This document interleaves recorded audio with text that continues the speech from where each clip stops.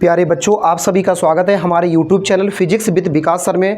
आज बेटा वीडियो की शुरुआत करें उससे पहले हम आप सभी से कहना चाहते हैं कि आप हमारे चैनल को सब्सक्राइब, यदि आप अभी तक नहीं किया है तो सभी लोग चैनल को सब्सक्राइब कर लीजिए, क्योंकि आपको कंटिन्यू क्लास 10th और 12th का सिलेबस और 11th का सिलेबस हमारे YouTube channel physics with Vikas sir पे हमेशा देखने को मिलेगा। इसके साथ हमसे जुड़े रहिए। चलिए बेटा, आज हम लोग जिस टॉपिक की बात करने वाले हैं वो क्लास 10th और क्लास 12 दोनों क्लासेस के लिए इंपॉर्टेंट है। क्लास 10th के लिए क्वेश्चन 2 से 3 नंबर का, क्लास 12th के लिए 1 नंबर का क्वेश्चन है। चलिए हम लोग बेटा बात करें कि वास्तव में इस हेडिंग का नाम क्या है। इसको बेटा हम प्रतिबिंब के नाम से जानते हैं, जैसा आप थंबनेल में देख के समझ चुके होंगे। प्रतिबिंब को इंग्लिश में हम इमेज कहते हैं। ये वही वर्ड है जो आप सुनते हैं मोबाइल फोन में फोटो के नाम से, इमेज के नाम से सुना होगा, प्रतिबिंब के नाम से सुना होगा, तस्वीर के नाम से सुना होगा, पिक्चर के नाम से सुना होगा, छाया के नाम से सुना होगा, परछाई के नाम से सुना होगा। इन सभी शब्दों की एक ही शब्दांश है जिसका सीधा तात्पर्य है प्रतिबिंब। तो अगर सरल भाषा में बेटा बात करें कि प्रतिबिंब क्या है, तो प्रतिबिंब की सीधी परिभाषा आप कह सकते हो कि जब शीशे में आप देखते हो, किसी दर्पण में आप देखते हो, तो दर्पण में उस वस्तु की आकृति बन जाती है। बस वही बनी हुई आकृति ही तो प्रतिबिंब कहलाती है। जब मोबाइल के कैमरे के सामने कोई भी वस्तु आ जाती है और कैप्चर कर लेते हैं, तो मोबाइल की स्क्रीन में जो पिक्चर दिख रही होती है वही तो हमारी बेटा प्रतिबिंब है। सरल और सीधी भाषा में, जब हम दर्पण के सामने किसी वस्तु को रखते हैं तो दर्पण में उस वस्तु की आकृति बन जाती है और बस बेटा वही बनी हुई आकृति ही प्रतिबिंब कहलाती है। उसको ही हम प्रतिबिंब कहते हैं। प्रतिबिंब बेटा मुख्य रूप से 2 प्रकार का है। एक होता है वास्तविक प्रतिबिंब और एक होता है आभासी प्रतिबिंब। वास्तविक प्रतिबिंब को हम रियल इमेज और आभासी प्रतिबिंब को हम वर्चुअल इमेज कहते हैं। थोड़ी देर के लिए अगर प्रतिबिंब शब्द आपने वास्तविक प्रतिबिंब और आभासी प्रतिबिंब सुना है, ये क्या होते हैं समझने के लिए इनसे प्रतिबिंब शब्द यदि हटा दें तो अब एक वर्ड बनता है वास्तविक और एक वर्ड बनता है आभासी। वास्तविक से तात्पर्य है जिस वस्तु को हम देख सकें और स्पर्श कर सकें वो वस्तुएं वास्तविक हैं, और आभासी से तात्पर्य है किसी वस्तु को हम देख तो सकें लेकिन स्पर्श ना कर सकें, वो क्या है बेटा आभासी, जिसको हम इमेजिनरी या काल्पनिक भी कह सकते हैं। इसी से अगर इसमें बेटा हम प्रतिबिंब शब्द जोड़ देते हैं तो वास्तविक प्रतिबिंब भी प्रतिबिंब है, आभासी प्रतिबिंब भी प्रतिबिंब है। जी हां, आप सही सुन पा रहे हैं, वास्तविक प्रतिबिंब भी प्रतिबिंब है और आभासी प्रतिबिंब भी प्रतिबिंब है। तो कौन सा प्रतिबिंब वास्तविक होगा और कौन सा आभासी होगा? देखो बेटा, जब हम पेपर में पढ़ते हैं तो उस चीज को हम अलग तरीके से दर्शाते हैं और वास्तव में रियल लाइफ में उसका मतलब कुछ और निकल जाता है। यानी कहने के मतलब यह है कि उनका रूप बदल जाता है।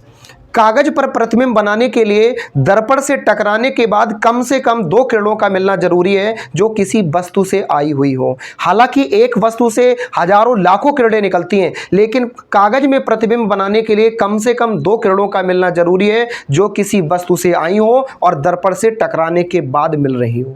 इतनी बात क्लियर हो गई।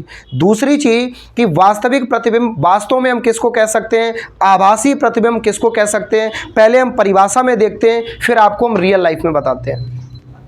वास्तविक प्रतिबिंब और आभासी प्रतिबिंब की बेटा एक जैसी परिभाषाएं हमने लिख दी हैं, आपको याद करने में दिक्कत नहीं होगी। हम बोल दे रहे हैं, सुन लीजिएगा। यदि किसी बिंदु वस्तु से चलने वाली प्रकाश की किरणें दर्पण से टकराने के पश्चात किसी बिंदु पर वास्तव में मिलती हैं तो इसे बिंदु वस्तु का वास्तविक प्रतिबिंब कहते हैं। बिल्कुल हूबहू परिभाषा है, थोड़ा अंतर है।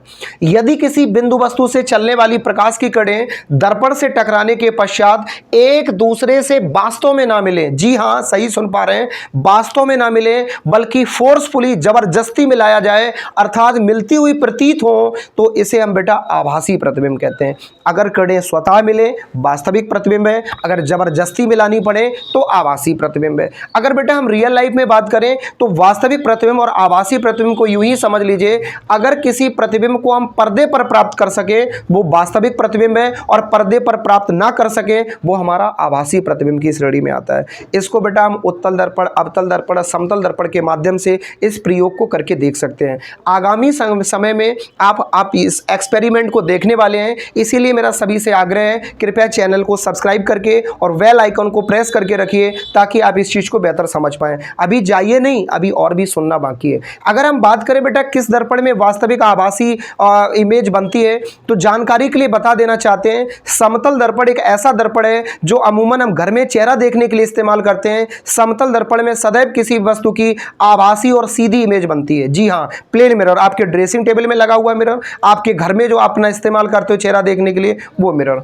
अगर बेटा बात करें अवतल दर्पण की, जिसको हम कॉनकेव मिरर के नाम से जानते हैं, वो अवतल दर्पण किसी भी वस्तु की वास्तविक इमेज बना सकता है, जबकि उत्तल दर्पण किसी भी वस्तु की वास्तविक इमेज बना भी सकता है और नहीं भी बना सकता है। ये केस पे डिपेंड करता है, स्थिति पे डिपेंड करता है। फिर से सुनिए, अवतल दर्पण में किसी भी वस्तु की वास्तविक प्रतिबिंब बनता है, आसानी से बन जाता है। आप इस एक्सपेरिमेंट को करके देख सकते हैं। इसके लिए एक हमें कॉनकेव मिरर, एक हमें मोमबत्ती यानी कैंडल की जरूरत पड़ेगी और एक स्क्रीन यानी नॉर्मल पर्दे की जरूरत पड़ेगी। सफेद पर्दा हम इस्तेमाल कर सकते हैं। इन तीनों को एक दूसरे के समीप रखा जाए, स्पष्टता अगर पर्दे पर इमेज बन रही है तो आप समझ जाइए कि अवतल दर्पण के द्वारा होगा। अब उत्तल दर्पण में ऐसा हो भी सकता है और नहीं भी। इसके दो केस है। यदि वस्तु, जी हाँ, यदि वस्तु पास में है दर्पण के तो हमेशा उसमें आभासी प्रतिबिंब बनेगा, और यदि वस्तु थोड़ी दूरी पे, अधिक दूरी पे, एक निश्चित दूरी से अधिक दूरी पर है तो उसमें वास्तविक प्रतिबिंब बन भी सकता है और नहीं भी। सरल भाषा में समतल दर्पण, उत्तल दर्पण आभासी प्रतिबिंब बनाते हैं, जबकि अवतल दर्पण वास्तविक प्रतिबिंब बनाता है। क्लियर हो गया बेटा कॉन्सेप्ट? अच्छा, थोड़ी सी बात कर लें। आप इसकी परिभाषा को सामान्यतः इस प्रकार से स्ट्रक्चर में लिख सकते हो। 1 नंबर का क्वेश्चन 12th क्लास के लिए और 2 से 3 नंबर का क्वेश्चन 10th क्लास के लिए। उम्मीद है बेटा वीडियो आपको पसंद आया होगा। कृपया चैनल को सब्सक्राइब करें और 12th और 10th 11th क्लास के बच्चों को अधिक से अधिक शेयर करें। इससे जुड़े हुए एक्सपेरिमेंट हमारे शॉर्ट वीडियो में पड़े हुए हैं, कृपया उनको भी देखने का प्रयास करें। बहुत बहुत धन्यवाद।